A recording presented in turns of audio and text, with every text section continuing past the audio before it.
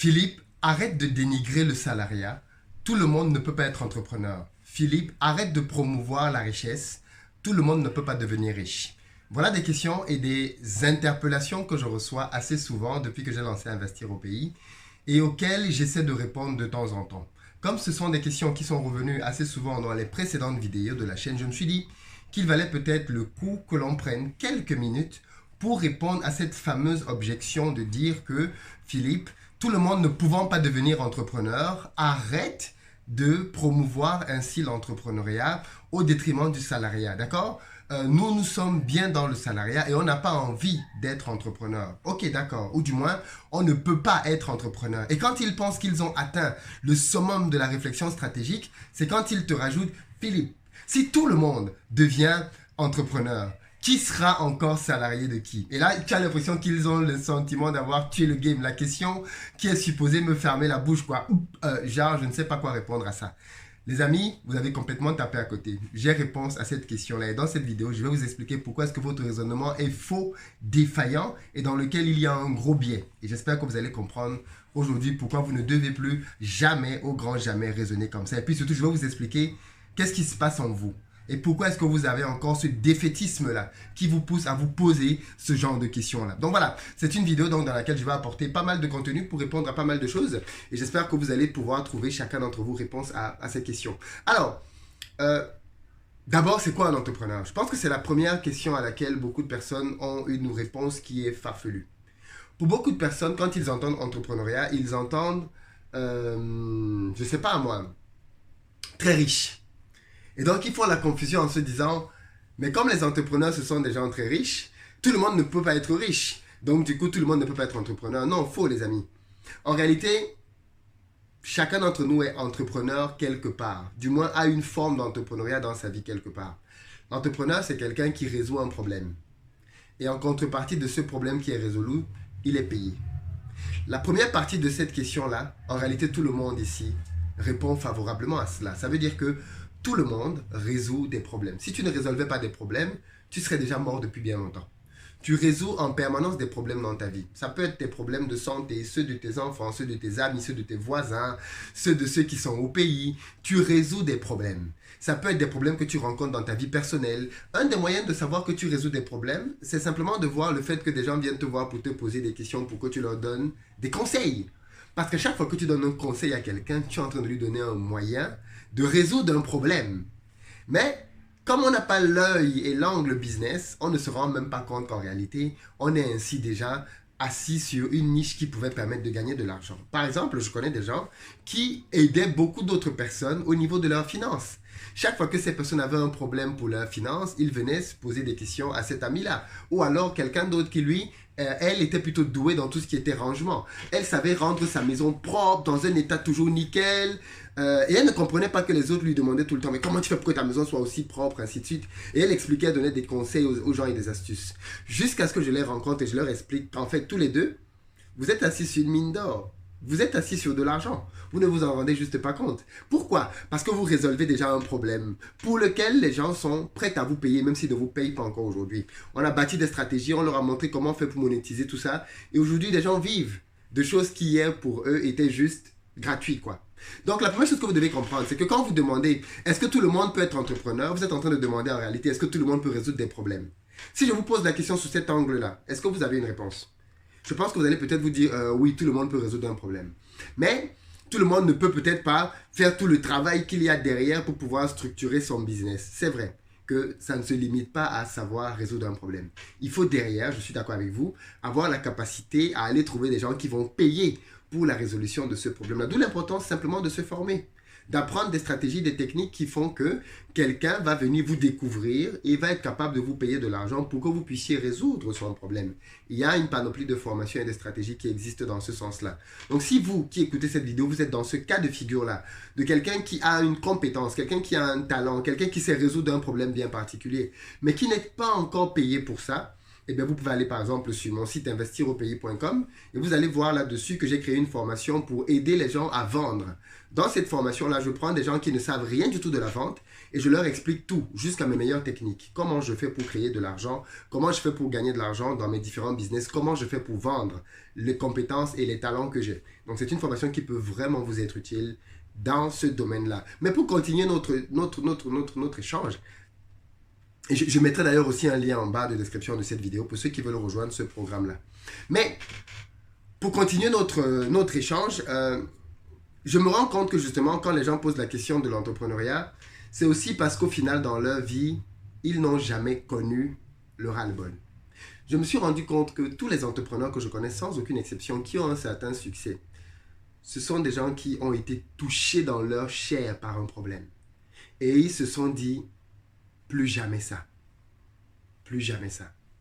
Prenons le cas par exemple d'un entrepreneur que j'ai fait passer sur cette chaîne. C'était d'ailleurs l'une de mes toutes premières interviews à l'époque et qui avait cru au potentiel d'investir au pays. Je ne le remercierai jamais assez pour ça. Et qui a lancé Studely. Studely, c'est une société qui permet aujourd'hui aux jeunes qui sont en Afrique de venir en Europe sans avoir à payer de grosses cautions bancaires. Et en plus, quand ils sont arrivés... Mais pourquoi est-ce qu'il a lancé ça? Il nous explique que lui, par exemple, quand il est venu en France, il a fait ses études comme tout le monde. Je crois qu'il est sorti ingénieur. Il a été recruté chez EDF, donc il avait un bon boulot. A priori, il devait se contenter de son boulot et de son salaire. Mais il s'est rendu compte que, mine de rien, j'ai mon boulot, j'ai mon salaire. La vie est plutôt calme pour moi. Pour une personne lambda, on dirait que j'ai une certaine forme de réussite. Mais il avait toujours quelque chose qui lui manquait. Et puis un jour, je crois 4-5 ans après qu'il avait commencé sa carrière chez EDF, il a rencontré un petit frère qui venait du pays. Et il lui a posé une question toute simple. Comment ça s'est passé ton arrivée en France? Il s'est rendu compte que le petit avait beaucoup galéré. Beaucoup galéré quand il arrivait en France. Il ne parvenait pas à se loger, ainsi de suite. Et c'était horrible. Et ça lui a rappelé sa propre situation à lui. Parce que lui, c'est quelqu'un qui est venu en France, jeune, après le bac. Sa famille s'est dépensée pour pouvoir payer une caution bancaire exorbitante à la Société Générale. Et il est arrivé en France et c'était très difficile pour lui parce qu'il avait payé une somme exorbitante à la Société Générale, mais quand il est arrivé, il n'avait pas de logement, il n'avait pas où dormir, donc il a dû squatter à gauche, à droite. Il n'avait pas de quoi manger parce qu'il n'avait plus d'argent. Or, dans sa caution bancaire, on devrait lui livrer de l'argent tous les mois. Il a dû galérer comme ça entre plusieurs potes pendant plusieurs mois avant de commencer à toucher son argent.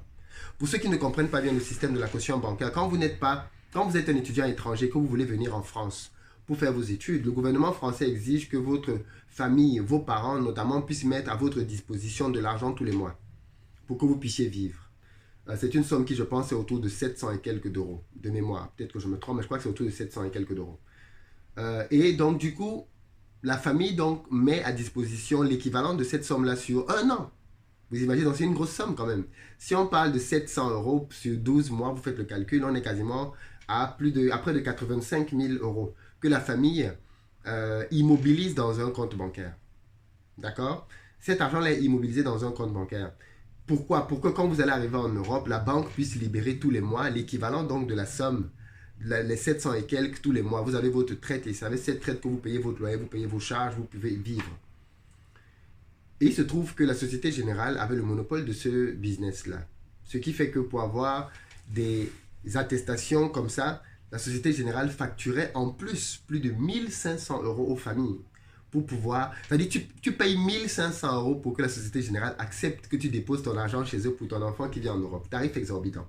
Donc du coup, notre cher entrepreneur est passé par là. Sa famille avait mobilisé l'argent. Il est arrivé en Europe et il n'avait pas où dormir. Il a dû squatter à gauche, à droite chez des amis pendant plusieurs semaines avant que son argent ne soit libéré. Ça l'avait profondément marqué. Mais à l'époque, il était jeune. Et il venait juste pour faire ses études. Donc, il a fait ses études comme tout le monde. Il a commencé à bosser.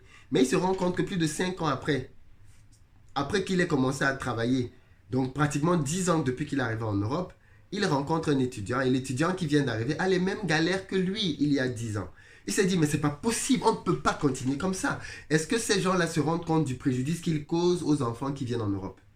Et c'est la Société Générale qui faisait ce boulot en France, pour les étudiants qui venaient en France. Qu'ils soient Camerounais, Marocains, Ivoiriens, bref, dans quasiment tous les pays, la Société Générale avait le monopole. Et donc lui, il a décidé de devenir un concurrent de la Société Générale, de créer son propre système dans lequel, vu que lui, il a été étudiant, il connaît la problématique des étudiants, il va faire quelque chose qui est sur mesure pour les étudiants.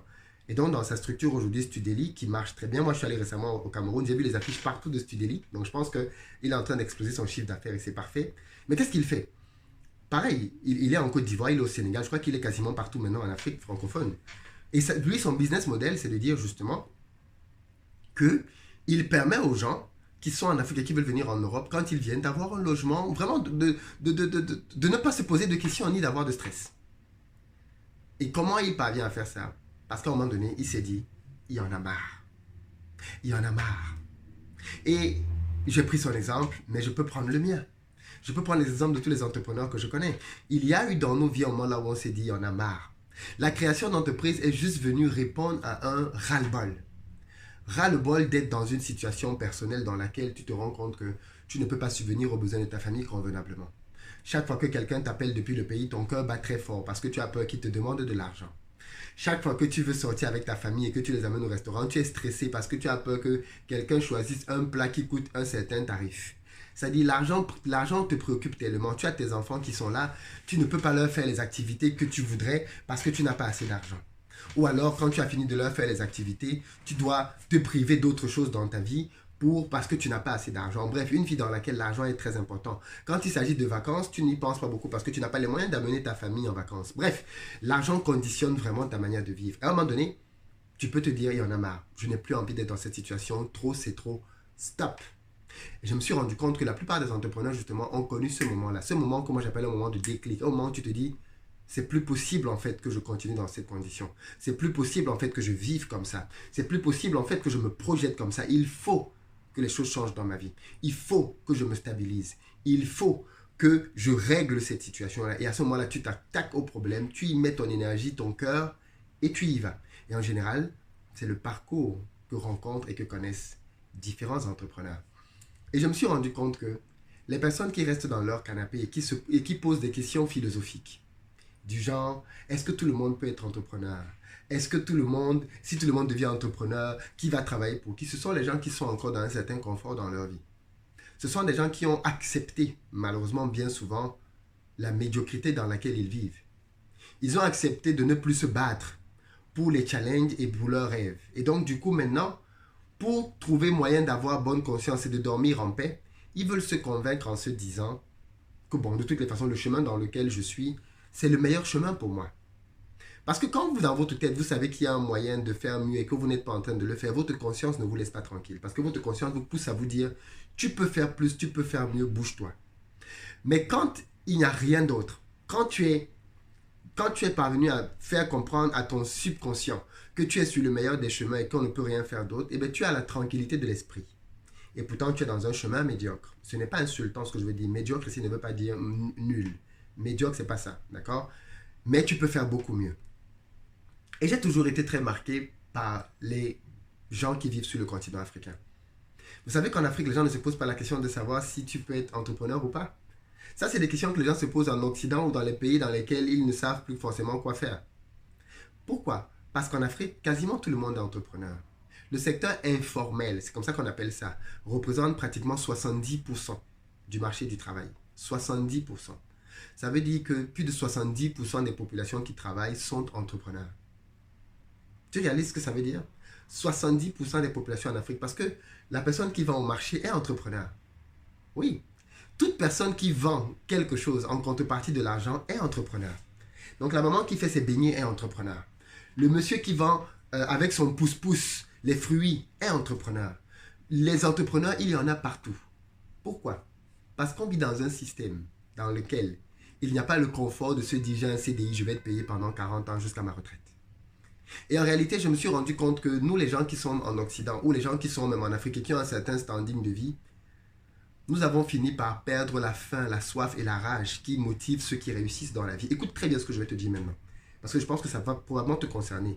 Plus de 70% et 80% des personnes qui suivent cette chaîne n'ont pas encore lancé leur business ou alors sont en train d'attendre quelque chose. Et j'espère que cette vidéo va servir de déclic pour aller plus loin. Donc écoute bien ce que je vais te dire, surtout à partir de maintenant, si tu veux lancer quelque chose. Il se trouve que les gens, justement, qui ont décidé de se mettre dans l'état d'esprit de se dire que tout le monde peut être entrepreneur, oublient les réalités. Les mamans qui sont en Afrique et qui se battent pour lancer leur business ne se posent pas la question. Cette maman sait juste qu'elle a ses enfants qui doivent aller à l'école. Cette maman sait juste qu'elle a sa famille dont elle doit prendre soin. Elle n'a pas le temps de philosopher pour savoir est-ce qu'elle peut, elle, être entrepreneur ou pas. Elle y va. Et quand ça ne marche pas, vous pensez qu'elle se dit qu'elle ne peut pas être entrepreneur? Non, elle se dit juste que ce n'était pas le bon business. Elle change de business. Jusqu'à ce qu'elle trouve un business qui lui permette de vivre. Parce que pour elle, c'est une question de vie ou de mort. C'est une question d'honnêteté, d'intégrité. Elle n'a pas envie, par exemple, d'aller se prostituer au coin de la rue pour donner à manger à ses enfants. Donc elle sait qu'elle n'a pas le choix. Elle doit trouver un moyen de ramener de l'argent à la maison. Et elle va se lancer dans les projets. Et c'est la même chose avec les jeunes qui sont dehors et qui se battent, comme on dit souvent. Ils ont compris qu'ils n'ont pas le choix. Ils doivent se prendre en charge ou c'est foutu pour eux. Nous qui avons des diplômes, qui sommes dans des bureaux, comme on a un salaire, on est dans un certain confort, on commence à philosopher et à relativiser les choses au point de remettre en question même justement la nécessité de se lancer dans certaines choses. En fait, le confort est quelque chose de destructeur dans la vie. Parce que le confort, bien souvent, empêche de continuer de se battre. Il y a un adage qui dit qu'il est très facile d'arriver au sommet, mais il est très difficile de s'y maintenir.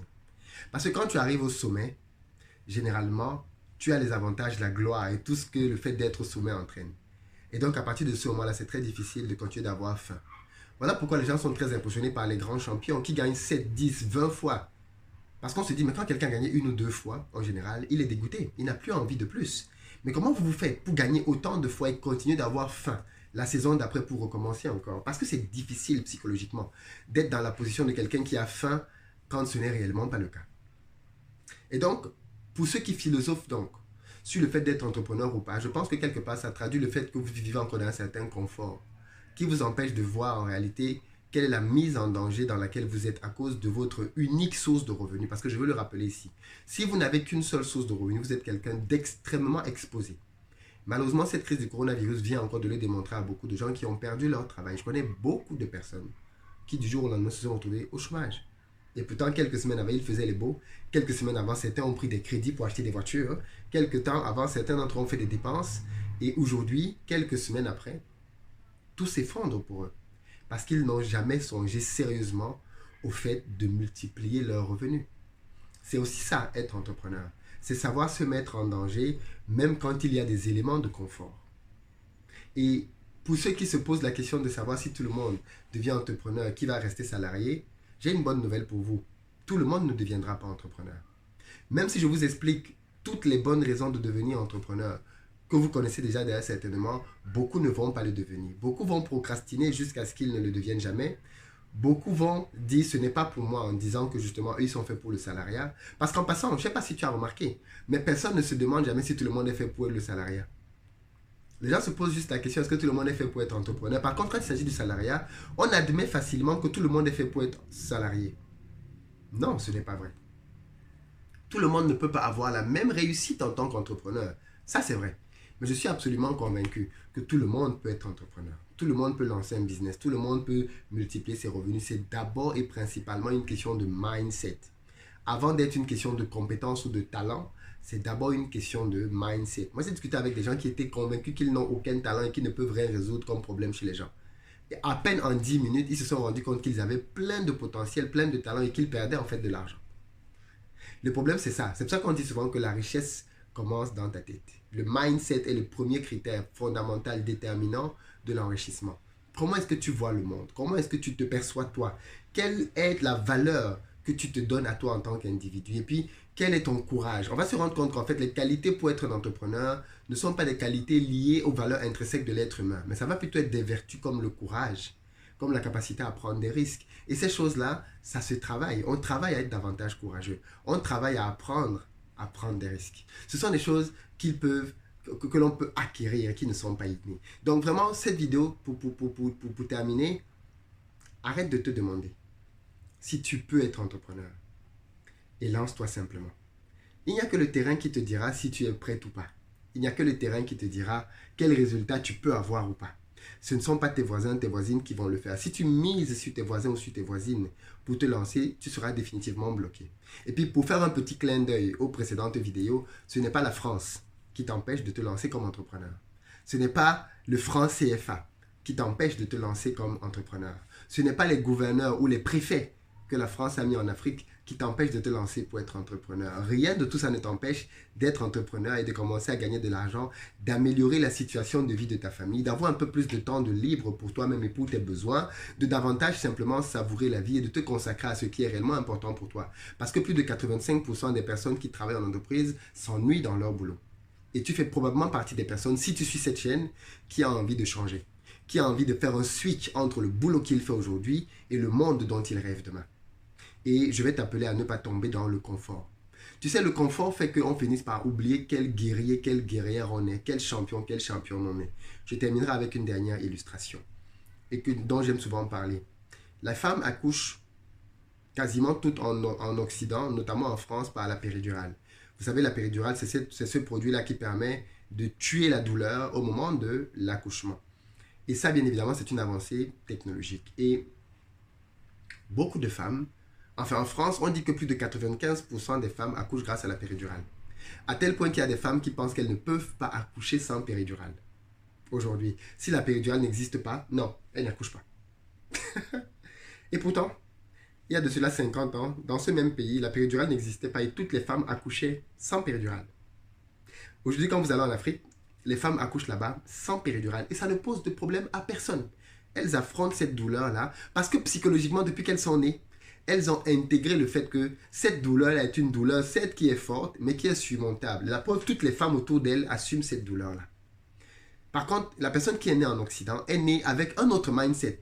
Un mindset qui lui dit « Oh, cette douleur-là, elle est horrible. Heureusement qu'on peut l'éviter. » Et donc, forcément, ces personnes-là se lancent donc dans la tentative de ne pas avoir affronté cette douleur-là dans leur vie. Pourquoi est-ce que je te parle de ce cas-là? Parce qu'il y a des chances que tu te trouves justement dans soit l'un, soit l'autre. Soit le cas de quelqu'un à qui on a toujours laissé penser que quelque chose était impossible à faire ou très difficile à faire parce qu'autour de toi, il n'y avait personne qui le faisait et tu as fini par l'intégrer. Ou alors, tu es dans le deuxième cas de figure. Toi, tu es plutôt né dans un environnement. C'est pour ça que je parle vraiment principalement ici aux Africains. Parce que, et même peut-être aux gens qui sont nés dans les Antilles, quand on est né dans des conditions difficiles, peut-être même, de toute façon dans les Antilles, les gens ont les notions d'aide, un peu moins en Afrique.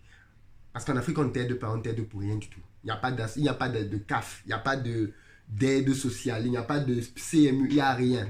Si tu ne peux pas payer, tu crèves. Donc, quand tu nais dans un système qui est en fait apparenté à une petite jungle, tu es habitué depuis le début de ta vie à te battre. Et donc, je disais, dans ce contexte-là, donc, dans lequel il n'y a pas de péridurale, moi j'ai remarqué que les femmes qui ont par exemple accouché et qui ont eu un premier enfant en Afrique, sans péridurale, j'en connais plusieurs. Quand elles sont arrivées en Europe et qu'elles ont pris la péridurale, elles ont commencé à penser qu'elles ne pouvaient plus accoucher sans péridurale. Vous voyez à quel point le mindset a changé? Parce qu'il y a un élément de confort. Bien sûr que c'est utile pour celles qui en ont besoin d'accoucher sans péridurale. Mais le problème, c'est que le confort a fait que les gens finissent par oublier ce dont ils sont réellement capables. Et je crois que c'est le problème avec beaucoup d'entre nous ici qui sont en Occident. C'est que les contrats comme les CDI, certaines facilités sociales ont fini par nous faire oublier d'où on venait. Et moi, je voulais au travers de cette vidéo vous rappeler simplement d'où vous venez, les amis. Et si vous êtes de la communauté noire, alors il y a de très fortes chances que vous ne deveniez pas d'un milieu aisé. Que votre famille se soit sacrifiée pour que vous arriviez là où vous êtes.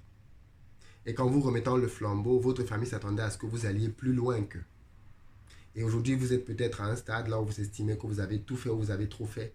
Et j'ai envie de vous dire aujourd'hui, non, ce n'est pas vrai. Tu peux faire beaucoup plus. Beaucoup, beaucoup plus. Et je t'appelle à te lever pour agir conformément à cela. Les amis, on n'a qu'une vie. Et la dernière chose que je vous souhaite, c'est avoir des regrets plus tard. Vivez votre vie de telle sorte que vous soyez fiers de vous le jour où vous allez partir d'ici bas. Et le seul moyen d'être fier de vous, c'est d'avoir accompli ce pourquoi vous étiez venu ici. Et je crois qu'aujourd'hui, vous pouvez accomplir beaucoup plus que ce que vous êtes en train de faire dans votre poste de salarié.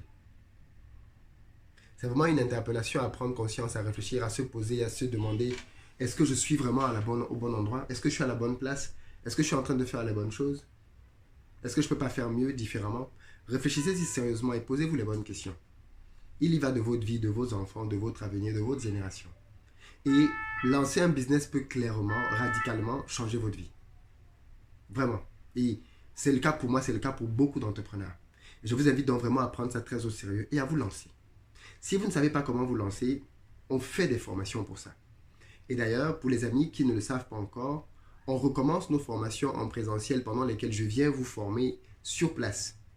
Donc, on sera à Dakar le 1er août, à Douala le 8 août, à Abidjan le 22 août, à Londres, on vient à Londres enfin, on sera à Londres le 5 septembre et à Paris le 12 septembre. Les autres dates pour Francfort, Genève, Maryland arrivent. Je vais vous les communiquer dans les prochains jours. Mais en tout cas, on vient en présentiel pour vous former.